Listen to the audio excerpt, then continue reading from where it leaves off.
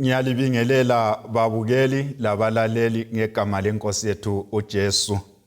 Sithanda ukubonga uThixo ngokusipha ithuba lokuhlala ezinyaweni simkhonza ngoba yena efanele ukukhonzwa. Sifisa ukukhangela isihloko esithi sona ngiza kuya kanjani kubaba ngingelaye umfana. Ngiza kuya kanjani kubaba ngingelaye umfana. Ngisakhula ngike ngaba lethuba lokuba ngumfana omncane.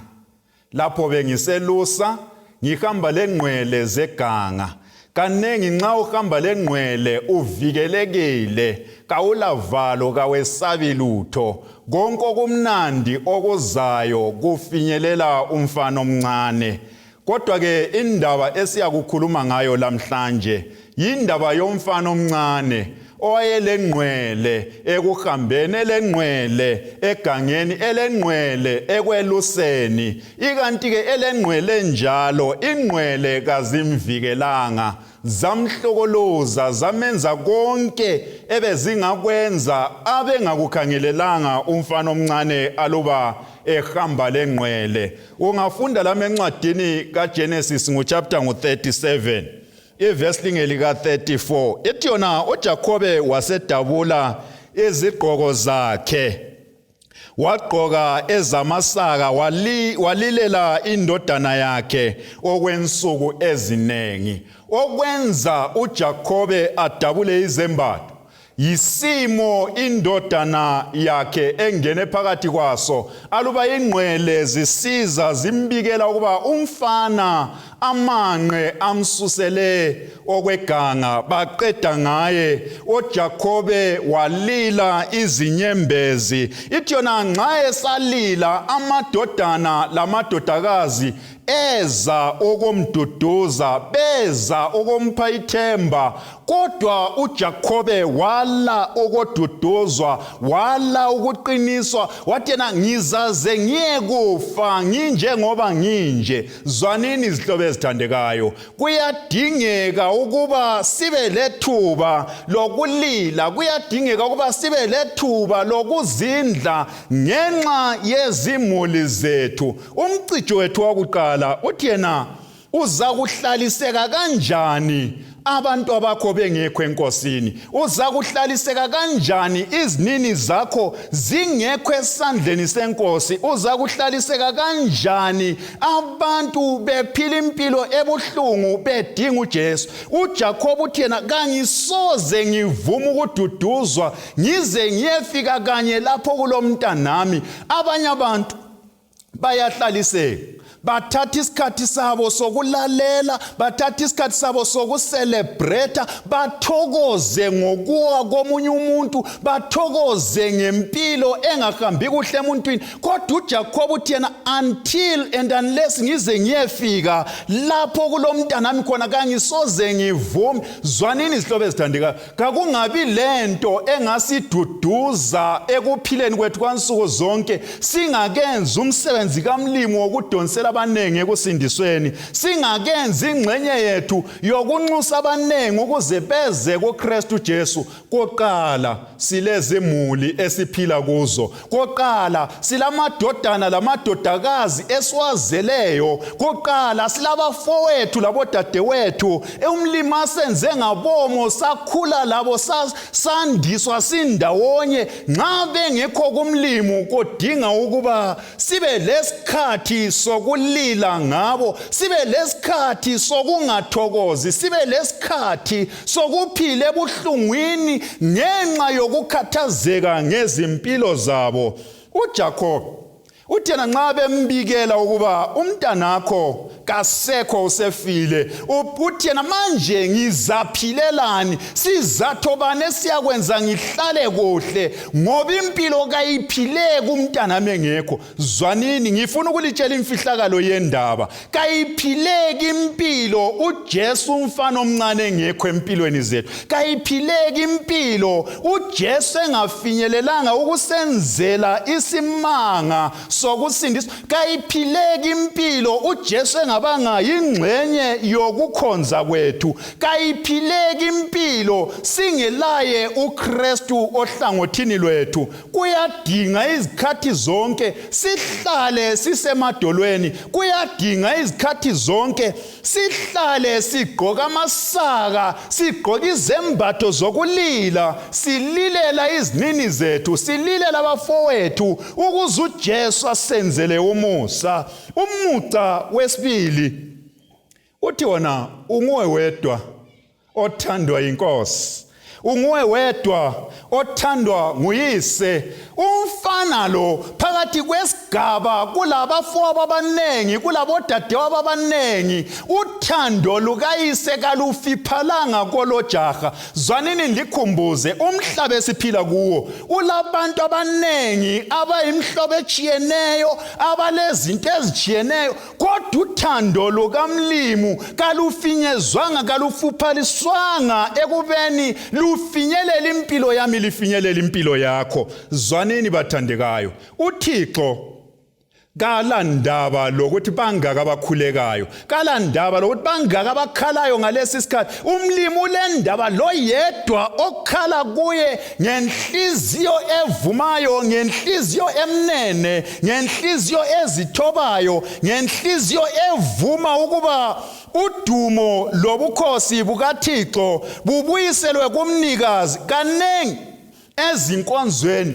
kulabantu abafisa ukuzibonakalisa, abantu abafisa ukuzijabulisa, abafisa ukuzenza babe ngcono. Kodwa zwanini ndikhumbuze, kulo yedwa umfana othandwa nguyise okungaye singabantu phambi kwesihlalo sobukhosi. Nxa yena engekho kayisilutho thina, nxa yena engekho ukukhonza kwethu kuyize, nxa yena engekho konke singakwenza, lentshumayelo zonke ziyize, kazilamutsho. Kodwa nxa uKristu ekhona phakathi kwethu, silesibindi sokuqhubekela phambili, silesibindi sokuhamba singelavalo, silesibindi sokuhamba sethembile, ngoba yena othembisileyo wethembakele, osilungiselele impilo engcono. Ake sigijime sikhangele incwadi kaGenesis ngochapter 44.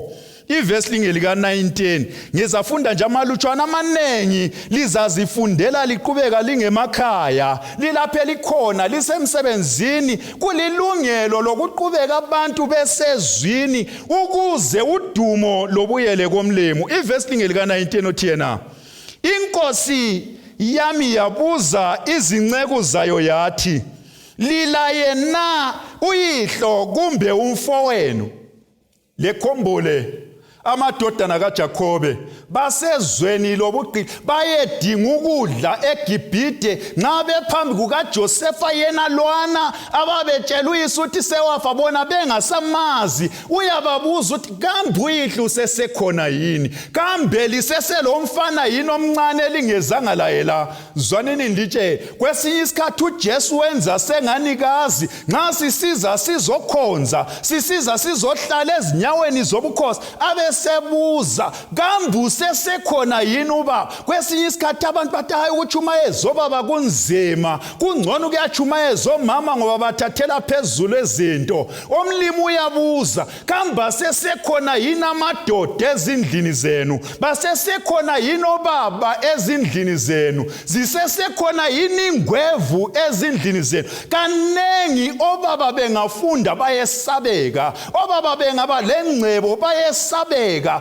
uJesu abesebuye yena, kambe basesekhona yini obaba endlini yenu ukuze ngikhulumisane lani? Basesekhona yini? Uthi yena nxa esedlula ekuthini bakhona obaba yini, uyabuza ukuthi kambe yena umfana omncane usesekhona yini? Kanengi ezimpilweni zethu sifika lapho esithi sisiyakhonza, lapho esithi siyahlala ezinyaweni zikaThixo, sithi yena hayi abafana abancane kabake besale belusa imbuzi, abafana abancane kabake besale bedlala ibhora lamaphepha. Bona laba abafana abancane sithi thina ngabembuzi, ngabebhora lamaphepha. uJesu uthi yena bangaphi ngoba ngiyabafuna ezinyaweni zami, bangaphi ngoba ngiyabafuna ezinkonzweni bazofinyelelwa yedwa yisandla esilamandla. Ukhona yini ubaba? Ukhona yini umfana? Nxa ekhuluma ngobaba lo mfana, ngicabanga ukuthi ngitsho labo mama bagoqelwe phakathi.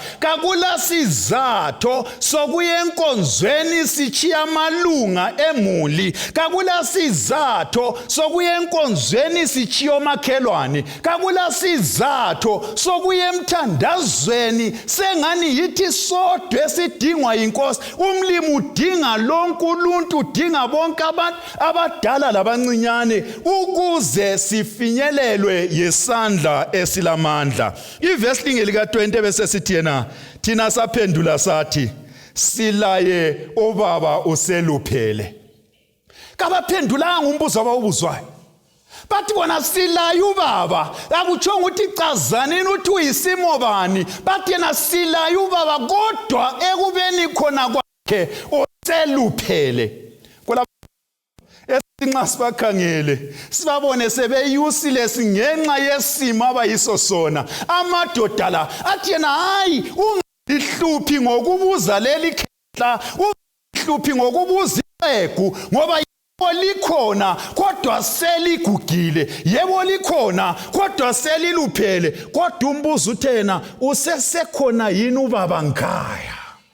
Okuluphala kakufiphazisi ububaba bokuba ngubaba. Okuluphala kakumenzi umuntu angabi ngubaba, kakumenzi angabi yintando kazi yezulu, kakumenzi izulu lingabi lesihlelo ngaye. Umlimi uthena kambuse sekhona yini ubaba? Zwanini izihlobo ezithandekayo, oThixo uyabafuna obaba, uyabafuna okhulu, uyabafuna begugile benjalo bengasakhangeleki sengani balosizo. Omlimi uyabafuna kodwa amadoda la athona hayi ubaba selaye oseluphele.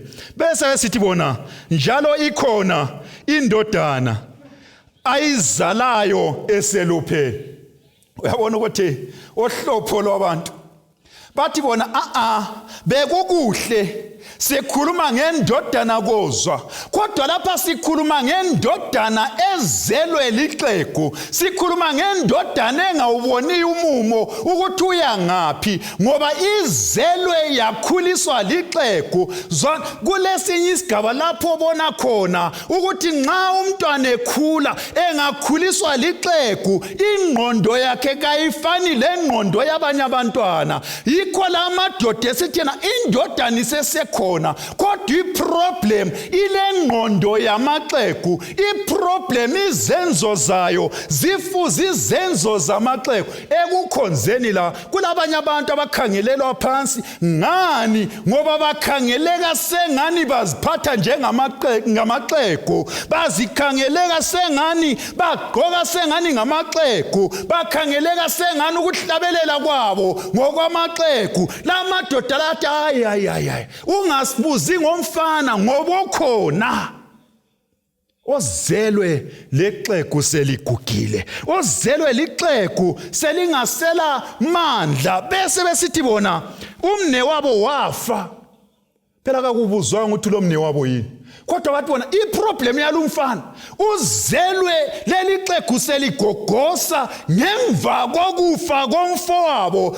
Uzelwe waba ligugu lalapha ekhaya ngemva kokufa komfowabo. Kungena ngaphi? Zwana, umlimi kabuzanga ukuthi ufelwe ngabangaki, kabuzanga ukuthi inhlupho bani odlule phakathi kwazo. Akubuzileyo yikuthi kambe sesekhona yini indodana. Kabuzanga ingcazelo yokuthi uzelwe kutheni, uzelwe ngamnyaka uphi, uzelwe ngubani. Uthena kambi sesekhona yini indodana. Bese besithi bona uzelwe lexhegu, uzelwe sekufe ngitsho lomfowabo. Bese besithi bona njalo yiyo yodwa eseleyo emadodaneni kanina, ngakho uyise uyayithanda. Nansi indaba emangalisayo, indodana eseleyo iyiyo yodwa eligugu likayise, eligugu likanina, eligugu layo yonke into ethandwa nguyise. Yiyo esikhuluma ngayo namhlanje. Yona lindodana imilapha iveza isimilo sendodana enguKristu Jesu, indodana esiphiwe yona yodwa ngokutsho kukaJohane chapter 3 verse 16. Nansi indodana ethandwe nguyise, uThixo esewuthande kangaka umhlaba wanikela indodana yakhe ezelwe yiyo yodwa, ukuba yilola lo okholwayo kiyo angabhubhi abe lokuphila okunaphakade. Kuyisona leso sizatho kudingeka lindodana, kuyisona leso sizatho kubuzwa ngalindodana, ngoba kakudingeka amanengi, kudingeka ezelwe yodwa ethandwa nguyise ukuba ibe khona ukugcwalisisa intokozo kayise, ibe khona ukugcwalisisa ubufakazi bukaThixo. Umhlaba lo umi ngenxa yothando lukaThixo ngendodana ezelwe yodwa. Umhlaba lo umi ngenxa yothando lukaBaba ngendodana eyazinikela ukuyalenga emthini waseCalvary, yehlukana lakho konke obekubizwa ngokuthi kungcwele. Wakhetha ukuzophila impilo engasilutho, wakhetha ukuzophila impilo ebuhlungu, wakhetha ukuzozidela ukuba amkeliswe impilo yesimo somuntu, kodwa esenze njalo lithamsanqa kubunengi bethu, ngoba samkelisiwe empilo engcono, ngoba samkelisiwe amandla kuKristu Jesu ukuba siphile impilo engcono. Verse 23 ebese sithi na ko verse lingeli ka 23, kodwa izinceku zakho wazitshela wathi, ngaphandle kokuba omnawenu omncane lize laye, ngeke liphinde libone njalo obuso bami.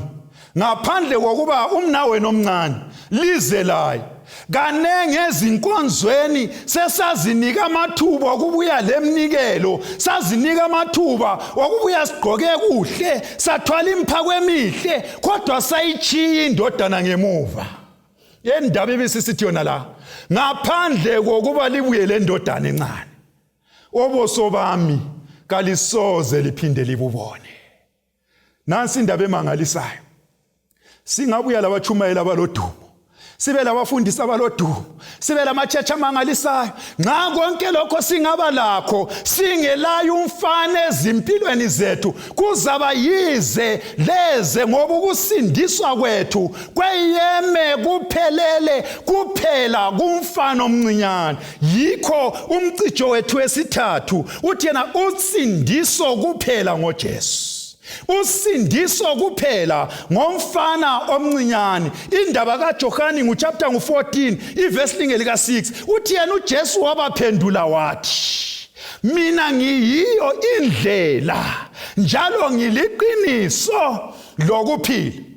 Nansi indaba emangalisayo, abantu bayayidinga indlela, baphendle phakathi kobumnyama, baphendle phakathi kwezinhlupho, baphendle phakathi kwezinhlungu, kodwa zwanini likhomboze indlela ebalulekileyo esise kuphileni okungunaphakade ngoKristu Jesu, indlela ebalulekileyo esise empilweni egcwele ngethemba ngoKristu Jesu. Uthi yena laba abadinga iqiniso, mina Jesu umfana omncane yime ngiyindlela engiliqiniso. Okunye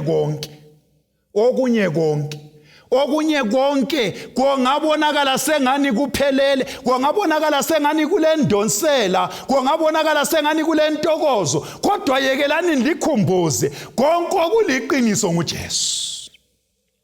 Abese sithena lokuphila kokini, abantu bayagijima bayelelale bedinga impilo, bayagijima baye kumadokotela, bayagijima baye ebantwini, bayagijima baye ngezindawo abakudingayo impilo. Yekelani ngilinika ithemba lokuba impilo engcono lokugcwala kwayo kayikho ebantwini, kayikho ezibhedlela. Kangitshonga ukuthi abantu bengaye ezibhedlela, kodwa ngithi mina ungakayifiki esibhedlela, qala kumnikazi wesibhedlela opha abongi labongikazi inhlakanipho yokwelapha, olamandla okwenza iphilisi lama-injection kube lomutsho empilweni yomuntu, ngoba impilo yonke kuKristu Jesu. Kulabanye abantu abazaphila ezinkonzweni, Abanye bakhona banilaleli, abanye bakhona babukeli, kodwa zwanini ndikhumbuze balaleli abathandekayo, ukuphila impilo engela Jesu kayisikho kuphila,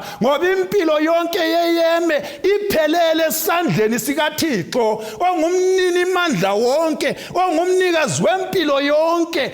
Kuye kuphela kulethemba lababusisiweyo. Yikho ethi yena kakho ongamukela impilo engcono engezanga kimi, kakho ongaba leqiniso empilweni yakhe engayanga kuJesu. Zwanini ndikhumbuze abanye bethu abathi bona balamaqiniso, qiniso walikwanisayo kuphela ngelokubuza ukuthi uvuka njani. Nxa esephendule siyaphambili usekhuluma amanga, ekhuluma izinto angazaziyo. Ingxenye uphendula uthi yena bayaphila labantu bakhona engazange wababona, kodwa lo uJesu esikhuluma ngaye ulamandla okwenza abantu basuthiseke, ulamandla okwenza abantu baqedisise ngendlela zokukholwa, baqedisise ngeqiniso eleyeme esandleni esilamandla esikaKristu uJesu. Zwanini izihlobo ezithandekayo, lapha likhona lebukele, lapha likhona lilalele, silo Kristu endaweni engcwele,